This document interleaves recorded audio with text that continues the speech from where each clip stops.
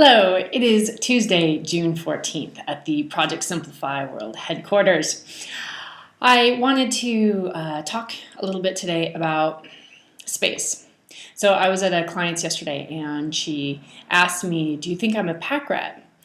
And that's just, and for a second I was taken off guard because one, it's not actually not for me to say in any way, shape, or form. Everything has context and situation. So at the same person's house, I had seen a basket of magazines in the storage office room. And the first thought that came to my mind was, uh-oh, why are we holding on to these magazines? You know, a lot of people don't want to get rid of them unless they've read them, but then they end up with all these magazines. And so I was like, okay, maybe this is someone who holds on to stuff tightly. And when she came into the room and I asked her about it, she said, oh, that's for my vision boards. Completely different context. Here was materials for an upcoming project that was all contained in one basket and not overflowing and put in the appropriate place, which was, in this case, a Zone 3 location. And, you know, it was perfect. It was perfect. So there's context that needs to be had.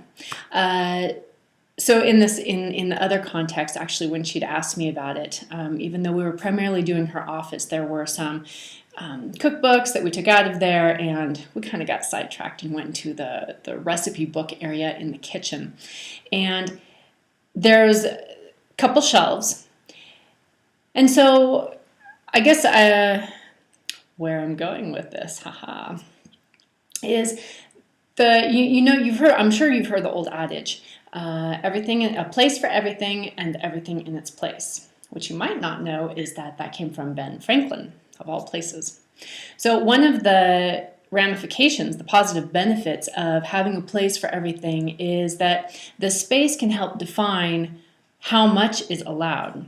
So in this one situation, if there were 2 or 3 shelves in this cabinet, then only the number of cookbooks that would fit easily, and what I mean by easily is that they're still easy maneuvering, easy retrieving, and easy putting back, and no more.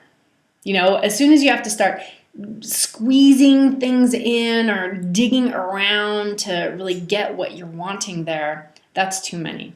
So letting the space dictate how much of something you can have is going to keep things relative for your space. And if you just think, oh my gosh, that's just not enough room, well then maybe that's not the right place for that particular item. Let's leave it with that. Signing off from the Project Simplify World headquarters. Have a great day.